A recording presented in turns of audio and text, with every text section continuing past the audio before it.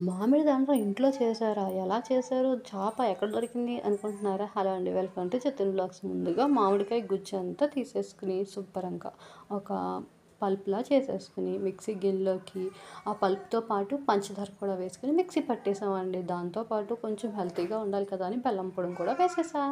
ఇప్పుడు దీన్ని శుభ్రంగా మిక్సీ పట్టేసుకోండి. మిక్సీ పట్టాక ఏమన్నా గుజ్జు లాంటిది ఉంటుంది కదా, అది వచ్చేస్తుంది. సో ఒకసారి ఇలా వడపట్టేస్తే కొంచెం గుజ్జు వస్తుంది. మొత్తం అంతా ప్యూరీ అంతా కిందకు వచ్చేస్తుంది. ఇప్పుడు దీన్ని ఒక చాప మీద వేయాలి కదా, చాప లేదు ఎలాగా అని ఆలోచిస్తుంటే మా అత్తగారు అప్పుడే చెప్పారు ప్రధానం బుట్ట ఉంది అనేసి. ఆ బుట్టను తీసుకొని శుభ్రంగా క్లీన్ చేసి కింద కవర్ వేసి ఆ బుట్టలో శుభ్రంగా ఒక ప్లేయర్ అయితే వేసేసాం.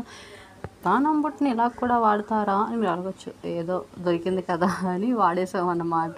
కానీ లేయర్ వేసాక ఎలా వస్తుందా అని వెయిట్ చేసా. ఈవినింగ్ వరకు వెయిట్ చేశాక ఒకటి అర్థమైంది, ఎవరు ట్రై చేసినా బాగానే వస్తుంది అని. సాయంత్రం అయ్యేసరికి ట్రై అయిపోయింది. 2-3 రోజులు ప్రాసెస్ చేస్తే మామిడి తాండ్ర వచ్చేస్తుందిలేండి. 2-3 డేస్ తర్వాత మీకు పిక్ పెడతాను. వీడియో నచ్చితే లైక్ అండ్ సబ్స్క్రైబ్ చేసేద్దరు. థ్యాంక్స్ ఫర్ వాచింగ్ అండి. బాయ్.